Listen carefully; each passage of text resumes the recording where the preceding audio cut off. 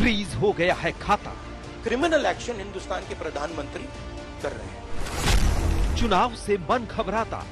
Penalty में account freeze हुए, tax नहीं दिया और झूठ बोला। खाते का बड़ा खेल।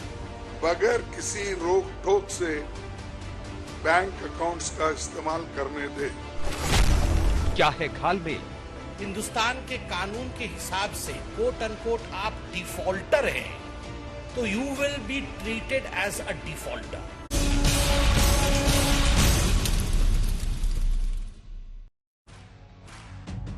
नहीं है पैसे, चुनाव लड़ेंगे कैसे?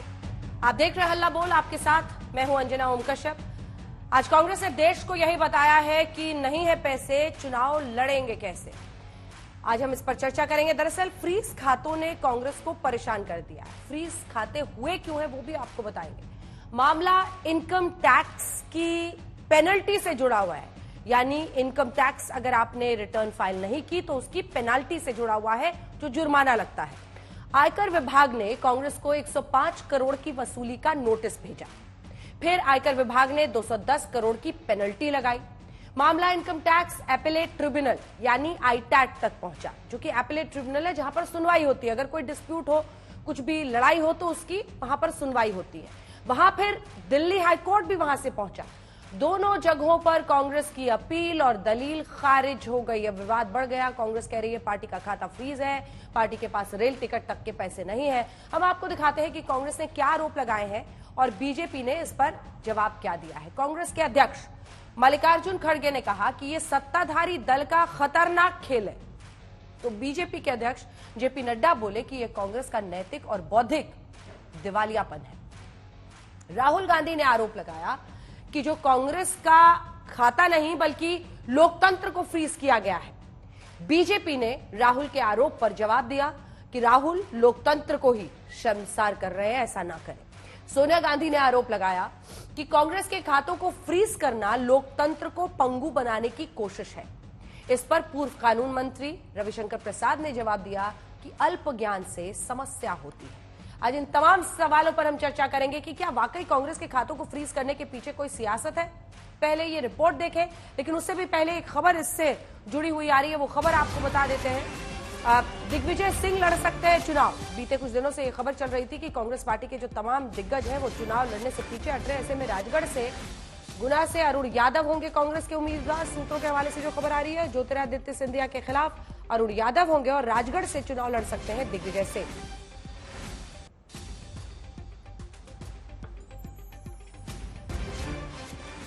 तो चुनावी बिसात भी बिछ रही है, उम्मीदवार भी चुने जा रहे हैं। लेकिन दूसरी तरफ कांग्रेस का आरोप है कि हमारे खाते फ्रीज कर दिए, पैसे हैं नहीं, चुनाव लड़ेंगे कैसे। देखिए ये रिपोर्ट, फिर चर्चा की शुरुआत। अधिवेशन मुख्य विपक्षी दल का बैंक अकाउंट फ्रीज कर दिया गया है। ये क्रिमिनल एक्शन है कांग्रेस पार्टी के खिलाफ और हिंदुस्तान के लोकतंत्र के खिलाफ।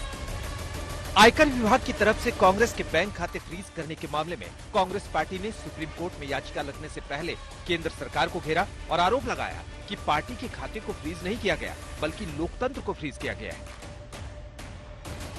1 महीने पहले कांग्रेस पार्टी के सारे बैंक अकाउंट फ्रीज कर दिए गए। आप सोचिए, आप किसी परिवार के बैंक अकाउंट फ्रीज करिए, किसी व्यक्ति के बैंक अकाउंट फ्रीज करिए, किसी बिजनेस के बैंक अकाउंट फ्रीज करिए, किसी भी संस्था के बैंक अकाउंट फ्रीज करिए, होता क्या है? एकदम खत्म हो जाता है। अगर आपने किसी परिवार का बैंक अकाउंट फ्रीज कर दिया, भूखे मर जाते हैं।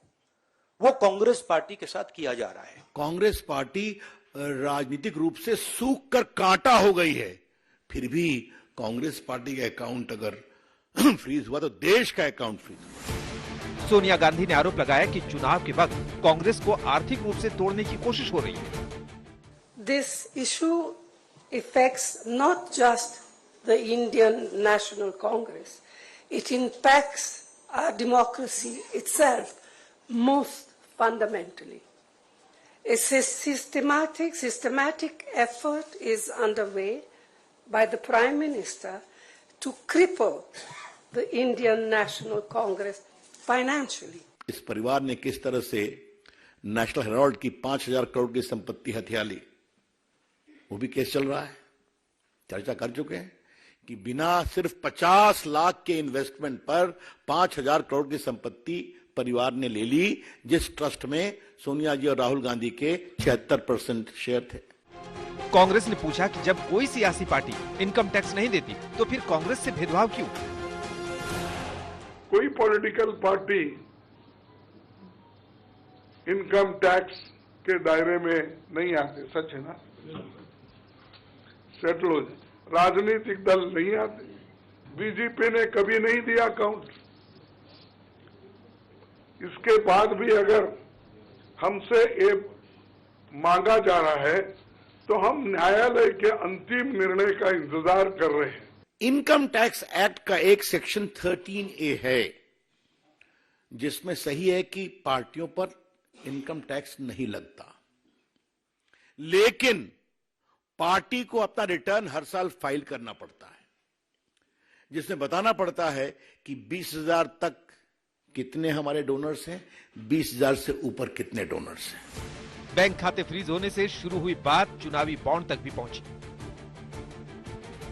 सुप्रीम कोर्ट ने जिस चुनावी चंदा बॉन्ड को इलीगल और अनकॉन्स्टिट्यूशनल कहा, उस स्कीम के तहत मौजूदा सत्ताधारी दल ने हजारों करोड़ रुपए से ज्यादा अपने अकाउंट में भर लिया है। भाजपा को 6,000 करोड़ रुपए बॉन्ड के रूप में मिला, वहीं टीएमसी को लगभग 1,400 करोड़ और कांग्रेस को भी लगभग 1,400 से अधिक करोड़ रुपए बॉन्ड के रूप में मिले। सवाल उठता है 9% सांसद और 1,400 करोड़ रुपए आपको बॉन्ड के रूप में मिलता है, किसने आपको ये बॉन्ड दिया है? आप वो सूची जारी कर। कांग्रेस ने निष्पक्ष चुनाव की दुहाई दी और संवैधानिक संस्थाओं से बैंक खाते के इस्तेमाल की इजाजत देने की अपील भी की। मैं देश के संवैधानिक संस्थाओं से अपील करता हूं कि अगर वो फ्री एंड फेयर इलेक्शन चाहते हैं तो हमारी पार्टी को बगैर किसी रोक टोक से बैंक अकाउंट्स का इस्तेमाल करने दे। 5,000 करोड़ रुपए का गबन किया है मां बेटे ने, एक्यूज नंबर 1 और एक्यूज नंबर 2 इन नेशनल हेराल्ड केस, जिसके घर के अंदर, कोठी के अंदर केवल एक भ्रष्टाचार से 5,000 करोड़ रुपए रखे हो, तो जो रकम उस कोठी के अंदर रखी हुई है, एक इलेक्शन नहीं पूरे विश्व के इलेक्शन को फंड करने के लिए यथेष्ट है। आयकर विभाग का एक्शन पहले सिर्फ सियासी था, अब चुनावी भी हो गया है। देखने वाली बात होगी कि जनता की अदालत में कांग्रेस के आरोपों का फायदा कांग्रेस को मिलता है या फिर बीजेपी को। आज तक आइए चर्चा की शुरुआत करते हैं। शहजाद पूनावाला जी राष्ट्रीय प्रवक्ता बीजेपी के हमारे साथ जुड़ गए हैं, सुप्रिया श्रीनेत जी प्रवक्ता कांग्रेस पार्टी की जुड़ गई हैं, अनुराग भदौरिया प्रवक्ता समाजवादी पार्टी के, अरविंद वाजपेयी प्रवक्ता एलजेपी, रामविलास के एलजेपी आरके। सबसे पहले शहजाद जी आपके पास आते हुए, आरोप बहुत संगीन है, बहुत बड़ा है और कांग्रेस पार्टी आरोप लगा रही है कि आप लोगों की वजह से इनकम टैक्स डिपार्टमेंट उनसे बदला ले रहा है, उनके अकाउंट्स फ्रीज कर दिए गए हैं, रेलवे के टिकट तक कटाने के पैसे नहीं है, ये खुद राहुल गांधी ने बताया है। क्या ऐसे में एक फेयर तरीके से, एक फेयर प्लेइंग फील्ड के साथ चुनाव हो भी सकते हैं? उनका सीधा आरोप है कि आप लोकतंत्र को, चुनावों को हाईजैक कर रहे हैं। जवाब दीजिए। ऐसा है कि जाकी रही भावना जैसी, प्रभु मूरत दिखे दिन तैसी। जिसके राजनीतिक डीएनए में लोकतंत्र की हत्या करने का इतिहास रचा हो 75 से, तो मुझे लगता है उनको तो लगता है कि एक सामान्य प्रक्रिया जो हर एक पर लागू होती है, किसी को भी इनकम टैक्स का नोटिस आता है या डिमांड नोटिस आता है तो उसको कंप्लाई करना पड़ता है। उनको लगता है कि वो संविधान और कानून के इस प्रकार से ऊपर है कि उनके पास अगर ये नोटिस पहुंच जाए तो ये लोकतंत्र की हत्या। ये तो वही मानसिकता है ना कि इंडिया इज इंदिरा, और कांग्रेस की इनकम टैक्स की डिपॉजिट करने की नोटिस जो है वो लोकतंत्र पर खतरा। और मुझे बताइए, ट्रेन के टिकट नहीं है? पिछली बार राहुल जी ट्रेन में कब चढ़े थे? और चढ़े भी होंगे तो उनको अगर ट्रेन की टिकट या प्लेन की टिकट के पैसे नहीं है तो धीरज साहू से मांग ले, उनके तो एक कमरे में 350 करोड़ रुपए थे। अब गिनती कीजिए, 50 सांसद है तो 17,500 करोड़ रुपए मिल जाएंगे आसानी से। पर सवाल यह बनता है कि इस प्रकार से अनर्गल बातें करना, दो विषय इसमें। एक तो मैं आपको इनकम टैक्स पर स्पेसिफिकेशन के साथ जवाब दे दूं, यह बात सही है कि इनकम टैक्स पॉलिटिकल पार्टी को नहीं देना पड़ता है 13A के तहत, केवल वॉलेंट्री कंट्रीब्यूशन पर, जिसकी सीमा है 2,000 रुपए। उसके ऊपर हो, अगर कमर्शियल इनकम हो या इनकम टैक्स रिटर्न फाइल ठीक से ना किया गया हो, तो 13D के तहत आपको इनकम टैक्स भरना पड़ता है। जो डिमांड नोटिस आप पर आती है, ये 2021 में पहली नोटिस आई, उसको चैलेंज किया गया, वहां पर राहत नहीं मिली। चैलेंज करते समय अंजना जी चैलेंज करे, शहजाद करे, कांग्रेस करे, एक रूल है कि 20% डिपॉजिट करना है। 105 करोड़ का एक नोटिस था, उस पर 32 करोड़ इनकम टैक्स का इंटरेस्ट लगा, उसके तहत आपको देना था 21 करोड़। 21 करोड़ जमा नहीं किए, जमा किए कितने? कुछ लाख रुपए। उसके बाद एक और अपील फाइल की, उसके बाद एक और अपील फाइल की, और मार्च 2024 में जब अंतिम बारी ये हाईकोर्ट में गए तो 13 मार्च 2024 को हाईकोर्ट क्या कहता है? The High Court says that you have been remiss in taking preemptory steps in respect of demand which has been remained outstanding right from 2021. Therefore, application denied, petition dismissed. मतलब high court भी अब आपके खिलाफ है क्या? और ये लोकतंत्र खतरे में है। जरा अंजना जी, मैं आपसे पूछना चाहता हूं कि ये कहते हैं अधीर दा कि बंगाल में लोकतंत्र दीदी खतरे में लाती है, पंजाब में खैरा गिरफ्तार होता है तो ये भगवंत मान खतरे में लाते हैं, ये सुधाकरन गिरफ्तार होते हैं तो कहते हैं कि विजयन खतरे में लाते हैं। और जो लोग एक दूसरे को लोकतंत्र खतरे में लाने की धमकी देते, बात करते हैं, वो दिल्ली में आके लोकतंत्र बचाते हैं। मैं तो केवल इतना पूछना चाहता हूं इनसे कि आप बताइए ना कि आपने जब इनकम टैक्स का जो केस आप पे आया तो आप सीधे सीधे कोर्ट से आपको राहत नहीं मिली, तो क्या कोर्ट भी विद्वेष की भावना से काम कर रहा है? और दूसरी बात मैं आपको बता देता हूं, मैं सीरियसली इस बात को तब लेता। एक काउंटर क्वेश्चन है सुप्रिया जी, आपसे मैं ये पूछूंगी कि 18-19 में आपने आईटीआर फाइल नहीं किया था, आप लोगों की गलती थी, पेनल्टी लगी, आपको देना पड़ेगा, आप ऐसे क्यों स्पेशल हैं? लेकिन आप कह रहे धीरज साहू से पैसा ले लो। अरे सवाल तो एक राष्ट्रीय पार्टी के खाता फ्रीज करने का है ना, सवाल ये थोड़ी है कि आप उससे पैसा ले लो, इससे पैसा ले लो। और ऐसी कितनी राष्ट्रीय पार्टियां हैं जिनका अब तक आईटीआर में डिले होने की वजह से ऐसा फ्रीज हो गया खाता? शहजाद जी, अच्छा, तो मतलब आप कानून का पालन ना करें, आप पर कानूनी प्रक्रिया हो जिसपे कोर्ट आपको राहत ना दे, आप उसको बता दे कि ये देश के लिए खतरे का मामला है, मतलब अपना राजनीतिक अस्तित्व खतरे में है तो देश खतरे में, लोकतंत्र खतरे में आ जाता है। तो मैं भी ऐसे ही सुझाव दूंगा जैसे ये आरोप लगाते हैं। परंतु मैं इनसे पूछना चाहता हूं, सुनिए ना अंजना जी, 10 सेकंड सुनिए, जल्दी पूरा कीजिए। ये लोकतंत्र हर 2-3 महीने में खतरे में आता है क्या?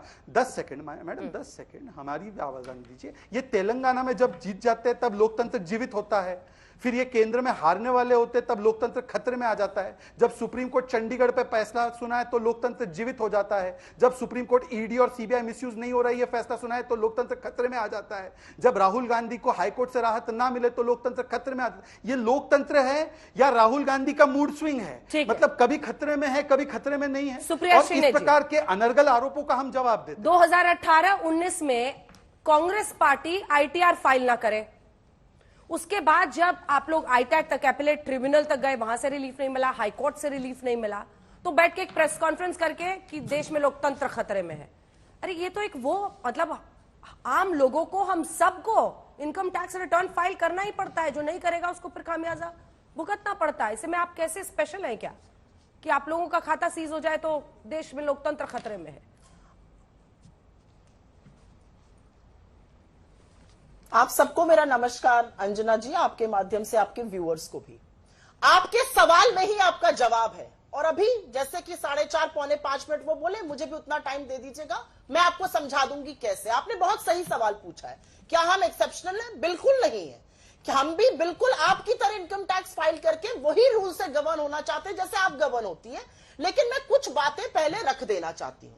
18वीं लोकसभा के लिए चुनाव घोषित हो चुका है। आज से 30 दिन से कम में, आज से 28 दिन में पहले फेज का वोट पड़ जाएगा।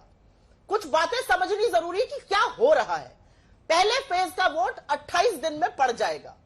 ऐसे में इस देश के प्रमुख विपक्षीय दल भारतीय राष्ट्रीय कांग्रेस के अकाउंट फ्रीज कर दिए गए हैं। और फ्रीज ही नहीं कर दिए गए हैं, इनकम टैक्स डिपार्टमेंट ने बिना हमें बताए, बिना हमें नोटिस भेजे, डायरेक्ट हमारे बैंक अकाउंट से करीब करीब 115 करोड़ रुपए हड़प लिए हैं। 250 करोड़ रुपए करीब थे, वो फ्रीज है, और 115।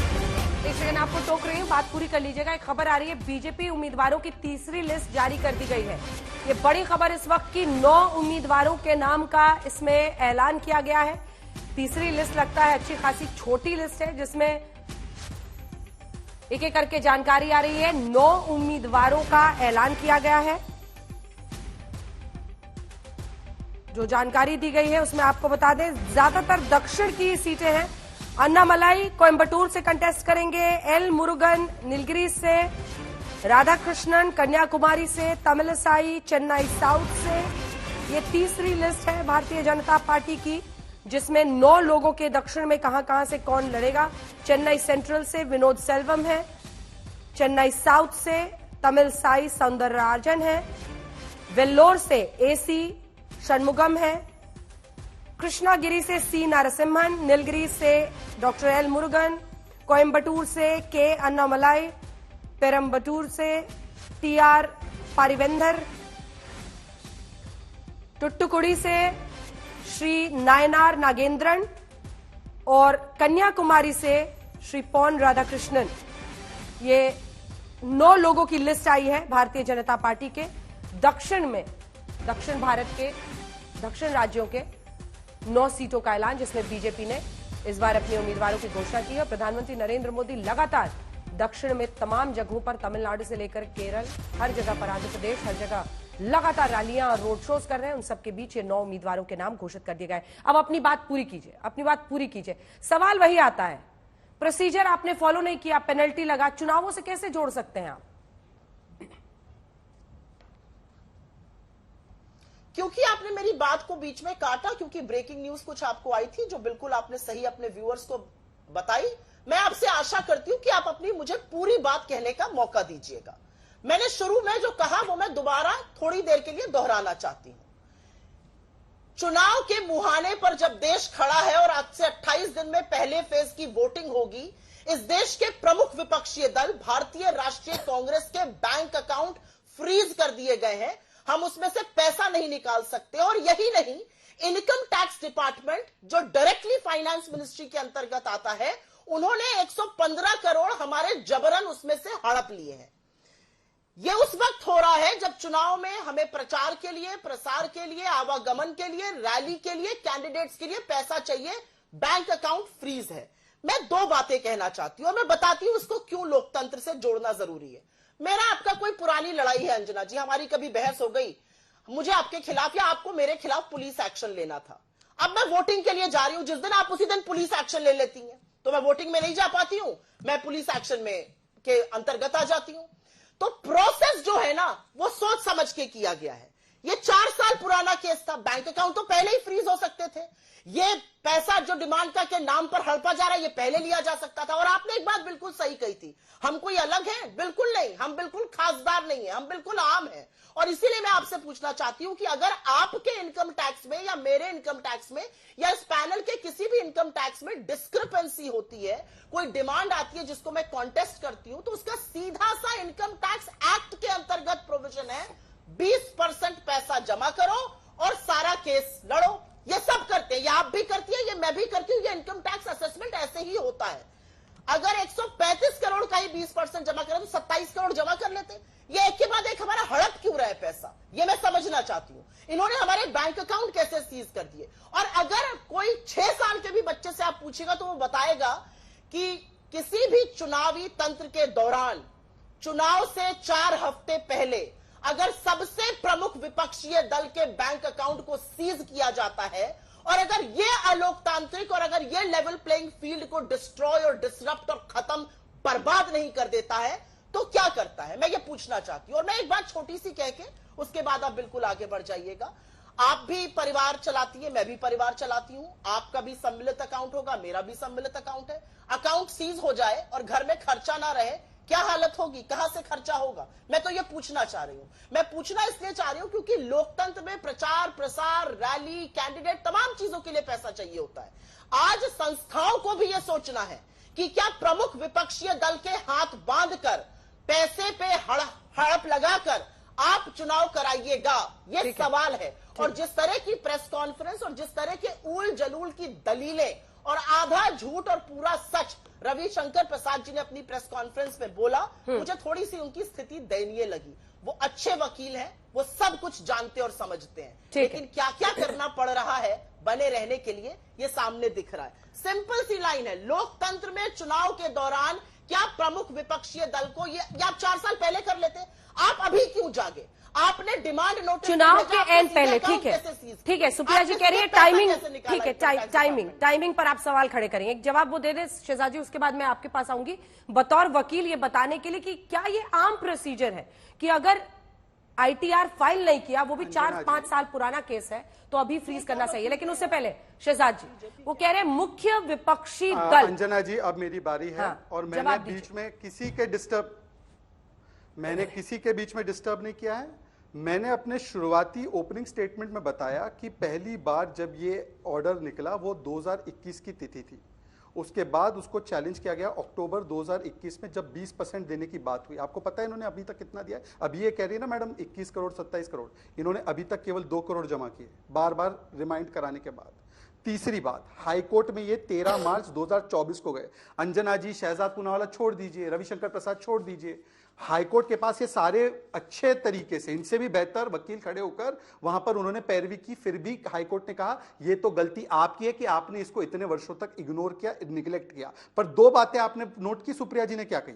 पहली बात सुप्रिया जी ने कही, जो कि पहले कल्चर हुआ करता था, अरे यार मैंने कुछ ऐसी गलती वलती कर दी थी, एन वक्त पर अभी क्यों किया जा रहा है? एन वक्त पर तो ऐसे नहीं हो रहा है, परंतु ये ऐसा सिस्टम था कि तेरी भी चुप मेरी भी चुप। आज मोदी जी के जमाने में तेरी भी चुप मेरी भी चुप नहीं होती, क्योंकि हम लोग ट्रांसपेरेंसी में विश्वास रखते हैं। दूसरी बात, उन्होंने क्या कहा कि देखिए अभी तो 28 दिन बाकी है फर्स्ट फेज को, यही तो चक्कर है, सारा फेज का चक्कर है। ये 7 फेज के चुनाव से पहले 3 फेज का मेल्टडाउन, पहला मेल्टडाउन मीडिया ओपिनियन पोल पर, दूसरा ईवीएम पर, और तीसरा जनता पर। पहले शक्ति को गाली, अब जनशक्ति को गाली। सुप्रिया जी से सिर्फ इतना पूछिए कि अभी इन्होंने बोला, रविशंकर जी के बारे में बहुत सारी व्यक्तिगत टिप्पणियां की। पिछली बार जब मुझे आपके साथ मौका मिला था डिबेट में आने का, यशोदा हॉस्पिटल इन्होंने ट्वीट किया था, गाजियाबाद में इलेक्टोरल बॉन्ड खरीदा जब उस पर रेड हुई, उनका ट्वीट आज भी है। ये फैक्ट्स की बात करती है, वो यशोदा हॉस्पिटल हैदराबाद का था। ये फैक्ट्स की बात करती है। और सुनिए सुप्रिया जी, आपका ही एक बयान, ये शराब का मामला है अंजना जी, ये शिक्षा का मामला नहीं है।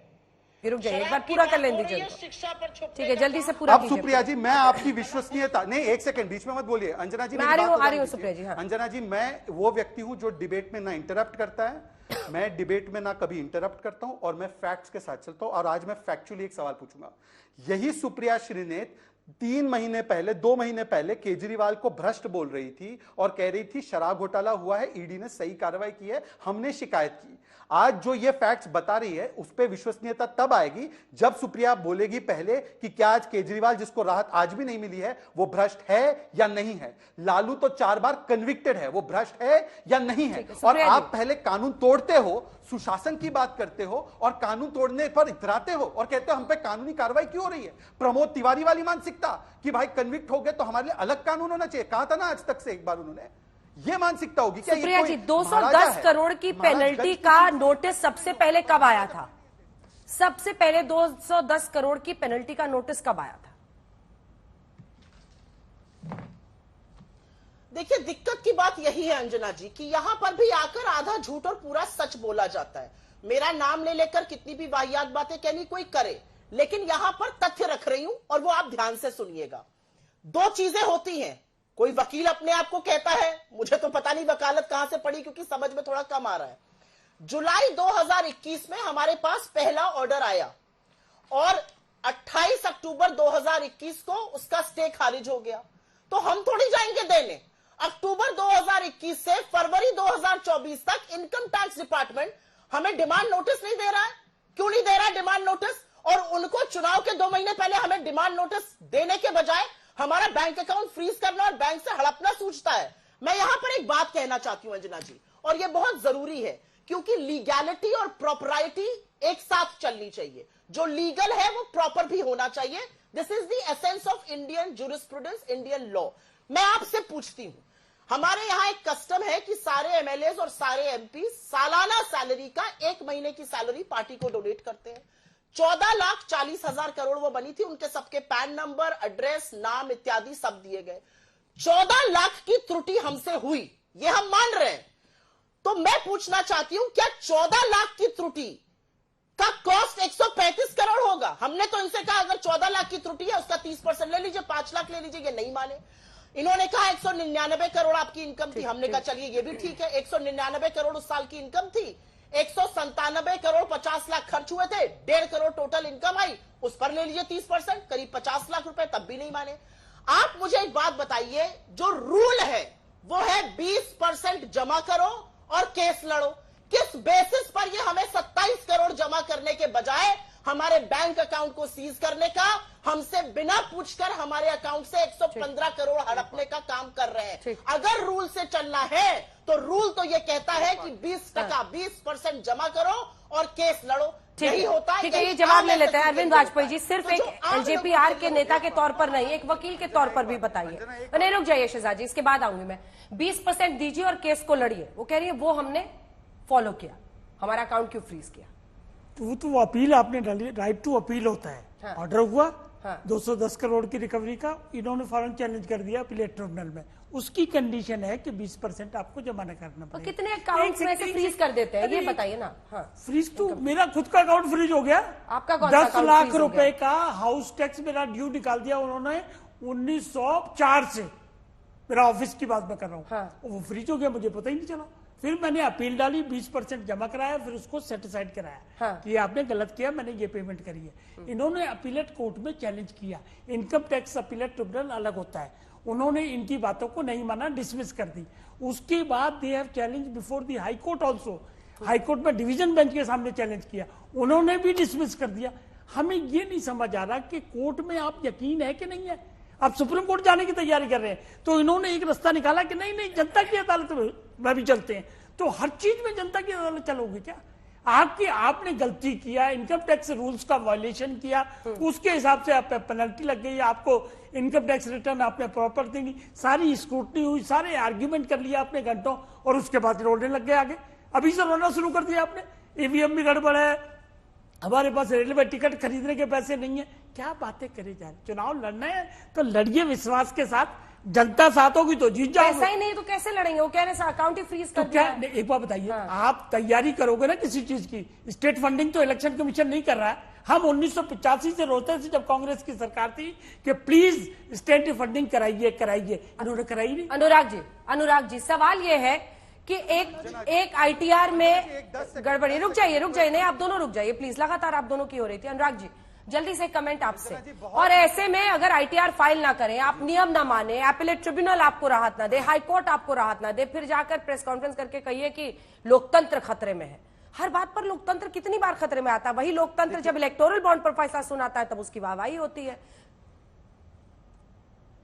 तो आपको भी एहसास है कि लोकतंत्र खतरे में है। 2014 का केस था, आप उसको इंतजार क्यों करते रहे? अब तक आपको लगता था सब कुछ ठीक है तो आपको सम्मान करना चाहिए था, और जो चुनाव के समय तो ऐसी कार्रवाई नहीं करनी चाहिए। और लोकतंत्र खतरे में इसलिए है, आपने देखा होगा कि सोशल मीडिया को भी इन पे किस तरह से कंट्रोल किया जाए, उसके लिए उन्होंने फैक्ट चेक यूनिट का अधिसूचना जारी कर दी। वो इसलिए कि आम जनता उसमें अपनी बात रखती है, गांव गरीब किसान उसमें अपनी बात रखता है सोशल मीडिया पे। वो बात चूंकि जनता तक ना पहुंची इसलिए आप उस पर भी कंट्रोल करना चाहते थे। फिर माननीय सर्वोच्च न्यायालय ने उसको रोका, ये तो करना चाहते थे। फिर इन्होंने क्या किया, इलेक्टोरल बॉन्ड की बात देते, लोकतंत्र खतरे में क्यों नहीं होगा? आप स्विस बैंक से 100 दिन में लाने की बात करते थे, हम काला धन ले आएंगे। यहां एसबीआई से पैसा किसने, कितना चंदा किस पार्टी को कब दिया, तब एसबीआई के माननीय सर्वोच्च न्यायालय के आदेश से एसबीआई बताती है। तो क्या लोकतंत्र खतरे में नहीं है? लोकतंत्र खतरे में तो तब आ जाता है ना जब चंडीगढ़ में आप मेयर के चुनाव में वोट की चोरी होती है, तब भी सर्वोच्च न्यायालय जाना पड़ता है। तब सर्वोच्च न्यायालय कहता है नहीं, जो मेयर चुना गया वो गलत चुना गया है। और अचानक आप सरकारी एजेंसियों का दुरुपयोग अगर किसी के खिलाफ, तो विपक्षी नेताओं के खिलाफ हो रहा है, तो क्या लोकतंत्र खतरे में नहीं है? आप बताइए किस सरकार, जो भारतीय जनता पार्टी के कितने % नेता है जिनके ऊपर में एजेंसी कार्रवाई कर रही है? फिर चुनाव का वक्त आ गया, अब विपक्ष की जो पार्टियां हैं उसका अकाउंट सीज कर रहे हैं आप। भाई ये तो अगर इस तरह से आप देखें कि चुनाव में अगर आप थोड़ी सी अपनी इंसान वो भी दिखाते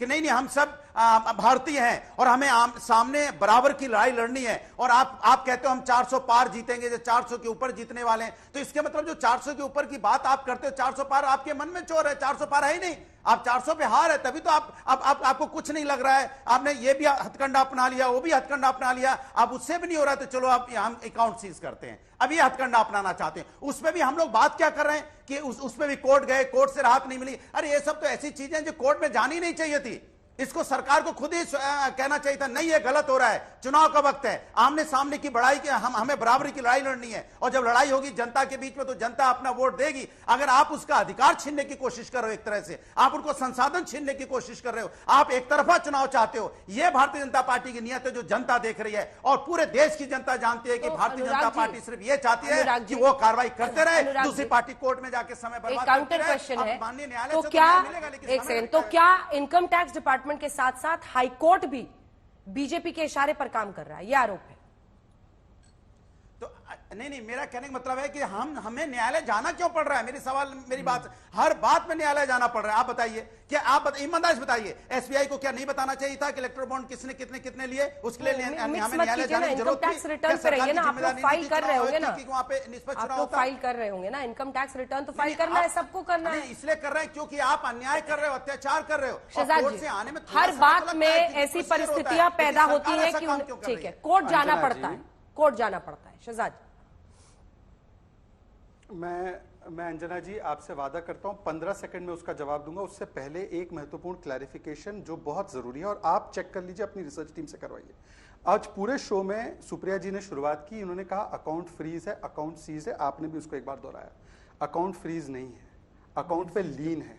मेरी तो एजुकेशन पे उन्होंने सवाल उठाया, मैं पसमानदा मुस्लिम हूं, हो सकता है उठा सकती है, वो तो हाईली एजुकेटेड यूरोप एजुकेटेड होंगी। लीन और सीज में फर्क तो वो जानती होंगी। लीन का मतलब ये है कि जितना आप ओ करते हो उतना छोड़कर आप बाकी खर्च कर सकते हो। मतलब कि अगर सुप्रिया के खाते में 500 करोड़ है तो वो 125 करोड़ छोड़कर, 150 करोड़ छोड़कर अपना बाकी का पैसा जहां उनको लगाना है लगा सकती है। लीन और सीज। और अगर मैं झूठ बोल रहा हूं, अंजना जी अभी आप चेक कीजिए और मुझे अभी कैस्टिगेट कीजिए अगर मैं झूठ बोल रहा हूं, वरना आप सुप्रिया को बोलिए कि इतना बड़ा झूठ बोल गई। उसी प्रकार का झूठ जो उन्होंने क्रोनोलॉजी में बताया, मैं आपको क्रोनोलॉजी सुनाता हूं फिर से। 2021 में पहला असेसमेंट ऑर्डर, उसको चैलेंज किया गया, अपील में स्टे नहीं मिली, उसके बाद सीटा के पास गया, सीटा का ऑर्डर डिसमिस हुआ 28 मार्च 2023 को। उसके बाद ये लोग बैठे रहे और उसके बाद ये लोग हाईकोर्ट गए। हाईकोर्ट ने भी बोला आप कहाँ बैठे थे, आ जाते जल्दी से।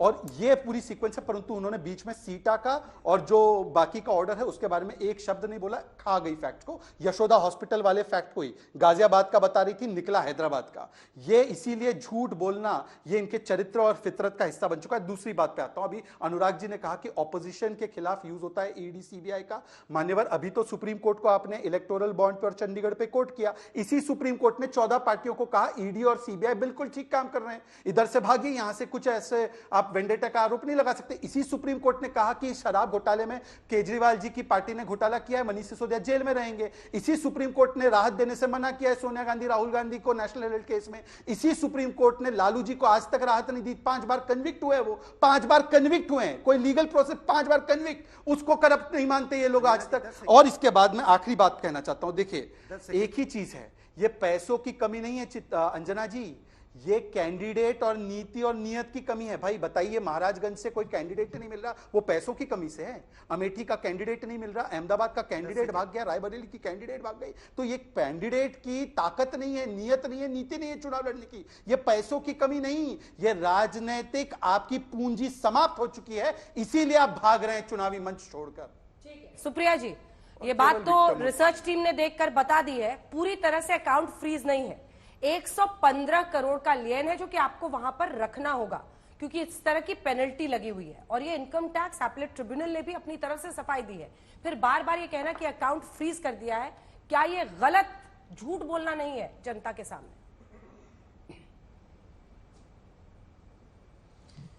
आपके दर्शक और मुझे लगता है खुद आप एक बात को जानती है कि मैं झूठ नहीं बोलती हूं, और मैं बुरी तैयारी से रिसर्च से आती हूं, यहां आके जबानी जमा खर्च नहीं करती हूं।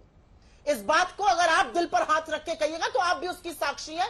मैं झूठ नहीं बोलती हूं, मैं यहां आके बरगलाने की, भ्रमित करने की बातें नहीं करती हूं, जुमले नहीं फेंकती हूं, रिसर्च करके आती हूं। आपका और आपके दर्शकों का टाइम बर्बाद करने नहीं आती हूं, ये आप भी जानती हैं। मुझे इसमें ना किसी से सर्टिफिकेट चाहिए, ना मैं इसका जवाब दूंगी।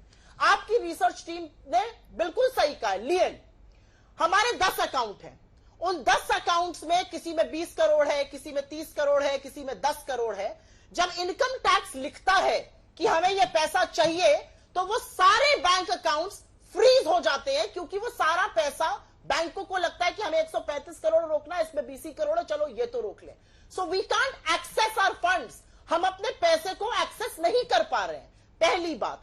दूसरी बात, यहां पर आकर झूठ नहीं बोलना चाहिए, और झूठ इसलिए नहीं बोलना चाहिए क्योंकि झूठ बोलने की तो बहुत कोशिश करवाई गई और करी एसबीआई ने, और सारा कच्चा चिट्ठा खुल गया, सारी कलई खुल गई सुप्रीम कोर्ट में। आज एसबीआई ने लताड़ खाने के बाद सारे इलेक्टोरल बॉन्ड्स के इशूइंग नंबर्स भी दे दिए। मतलब एसबीआई लगातार झूठ बोल रहा था। कौन उससे झूठ बुलवा रहा था? ये जो गोरख धंधा चल रहा था, चंदा दे धंधा ले, ये जो वसूली रैकेट चल रहा था, कौन कर रहा था? एसबीआई को कौन बोल रहा था कि कोर्ट को भ्रमित करो, 30 जून को देंगे डेटा? आज सवाल इस बात का है, आज सवाल इस बात का है कि एक्सपायरी के बावजूद एसबीआई के बॉन्ड बीजेपी को कैसे एनकैश कराए गए, अरुण जेटली जी के रहते हुए उस बात का सवाल है। आज सवाल यह है कि जिस रिपोर्टर ने 2018 अप्रैल में खरीदे बॉन्ड, वो अक्टूबर 2020 में क्यों दिख रहे हैं? डेटा पर भी सवाल उठ जाता है। आपने एक सवाल पूछा था कांग्रेस सीईसी से उत्तर प्रदेश के 10 नाम तय हो गए। सुप्रिया जी, आपकी बात मैं पूरी होने दूंगी, बस ये खबर बता दें, वाराणसी से अजय राय होंगे कांग्रेस पार्टी के उम्मीदवार। वाराणसी सीट यहां पर जहां पर प्रधानमंत्री नरेंद्र मोदी लड़ते हैं। सहारनपुर से इमरान मसूद को टिकट मिला है। वहीं अमरोहा से दानिश अली, जिन्होंने बीएसपी से सस्पेंशन के बाद उन्होंने कांग्रेस पार्टी ज्वाइन किया है, उनको अमरोहा से टिकट मिला है। अखिलेश प्रताप सिंह होंगे देवरिया से उम्मीदवार। ये बड़ी खबर इस वक्त की हम आपको बता रहे हैं, क्योंकि कांग्रेस पार्टी ने भी अपने उम्मीदवारों की सूची जारी की है, जिसमें देवरिया से अखिलेश प्रताप सिंह चुनावी मैदान में है, तो अजय राय जो कि कांग्रेस के प्रदेश अध्यक्ष है उत्तर प्रदेश के, वो वाराणसी से पीएम के खिलाफ चुनावी मैदान में उतरेंगे। सहारनपुर से इमरान मसूद को टिकट दिया गया है। वहीं अमरोहा से दानिश अली, जो कि बीएसपी से कांग्रेस में आए थे बीते दिन, आज उन्हें अमरोहा से टिकट मिल गया है। सुप्रिया जी, अपनी बात पूरी कीजिए, बात पूरी कीजिए। क्या मैं अपनी बात खत्म करूं? हाँ, पूरी कीजिए, पूरी कीजिए। धन्यवाद, धन्यवाद। आपने पूछा, जी हाँ, लोकतंत्र खतरे में क्यों है? लोकतंत्र इसलिए खतरे में है क्योंकि इस देश का सबसे बड़ा सार्वजनिक बैंक झूठ बोलता है। लोकतंत्र इसलिए खतरे में है क्योंकि सरकार चाहती है कि फैक्ट चेक पीआईबी करे, सुप्रीम कोर्ट उस पर रोक लगाता है। लोकतंत्र इसलिए खतरे में है कि जब आप खड़े होते हैं सदन में बोलने के लिए, तो या तो आपका माइक ऑफ कर दिया जाता है, या 14 मिनट की स्पीच में 11 मिनट आपको ओम बिरला दिखाए जाते हैं जब राहुल गांधी बोलते हैं।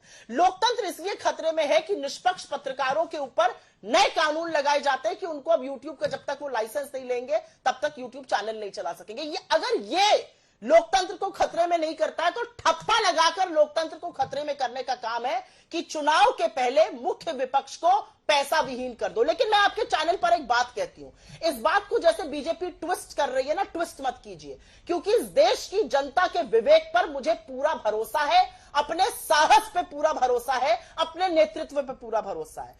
धन्ना सेठ, अगर चुनाव सिर्फ पैसे से लड़ा जाता तो धन्ना सेठ ही पार्लियामेंट में बैठते, लेकिन गांव की गरीब, गांव के देहात के लोग क्यों जिताते हैं लोगों को जो उनके साथ उनके मुद्दों पर खड़े रहते हैं। अगर आप कॉन्फिडेंट होते तो चुनाव के पहले धड़ाधड़ लोगों की एंट्री नहीं कराते। यहां पर एक बात भ्रष्टाचार पे कही गई थी, अजीत पवार ने 70,000 करोड़ का घोटाला किया है कि नहीं किया है? आदर्श में अशोक चव्हाण गिल्टी थे कि नहीं थे?